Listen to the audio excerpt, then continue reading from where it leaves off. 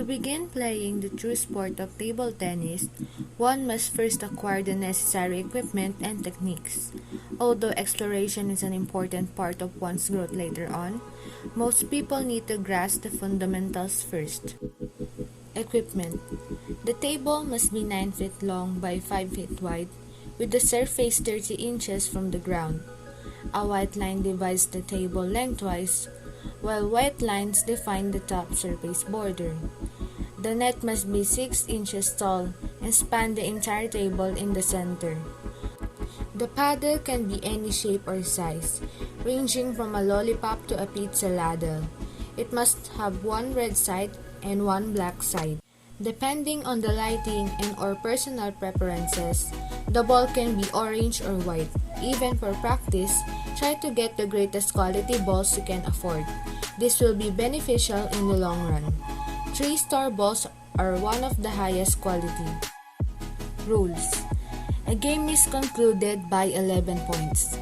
A game must be won by a margin of 2 points. In most cases, a match consists of the best 3 of 5 games.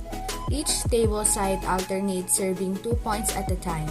Exception: when the score is tied 10-10 or deuce, service alternates at each point. In singles, there are no rules about where the ball can land on your opponent's side or on your side of the table.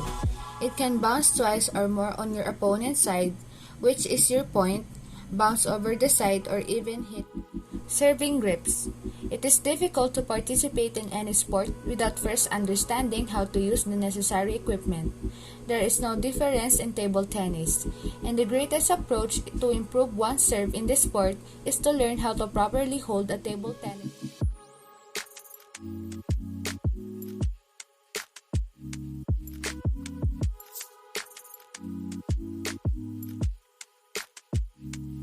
Shake-hand grip is the most common table tennis grip, and it is named from the posture of the hand when you shake hands with someone.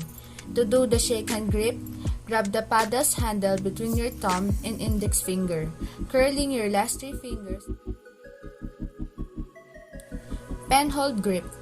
This grip, similar to holding a pen, requires the thumb and pointer finger to form an O shape around the handle's neck, touching the rubber part of the paddle while the remaining 3 fingers remain straight on the opposite side of the paddle. Basic serving techniques. Table tennis has several fundamental service styles, including topspin serve, backspin serve, and sidespin serve. However, for beginners, a topspin serve is advised. If you are right-handed, you should stand with your right foot front and your knees bent. Keep the paddle in your right hand and the ball in your left palm. Toss the ball up in the air at least 6 inches vertically while keeping the ball. Basic strokes in table tennis. The arm should be very relaxed during all of the stroke. Power should be concentrated on the waist, forearm, and wrist. Almost every shot takes a small amount of movement to get proper positioning. Remember to return to the ready position. Forehand drive. Keep the upper arm close to the torso but not flush. Draw the forearm, make a rough 90-degree bend with the upper arm. Back to the 3 o'clock position, allowing the waist to turn naturally along with the arm. This is where relaxing is important. At the same time, shift your weight to the right foot. Sink forward with a slight upward motion, bringing your weight back to your left foot with the waist adding more force. Backhand drive. The waist turns left from the ready position with the racket pointed towards the 9 o'clock position. Following through involves making contact with the ball in front of the body, slightly after the top of the bounce, allowing the elbow to serve as the pivot point once more, and snap the forearm forward and slightly upward. Check that the paddle is close.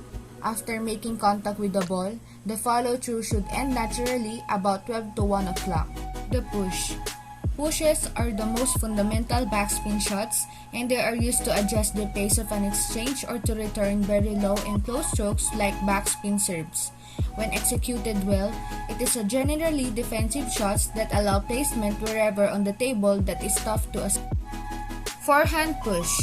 Bring the racket up and back, maintaining your elbow at your waist. Return the wrist bend. Swing the racket forward in a downward motion and when it reaches the ball, snap the wrist forward for extra racket speed. Grasp the bottom half of the ball with an open racket. Backhand push. Bring the racket up and back into your stomach, cocking the wrist back. Try to make contact with the ball directly in front of your body this time. And remember to keep your elbows still while your forearm and wrist go forward and down.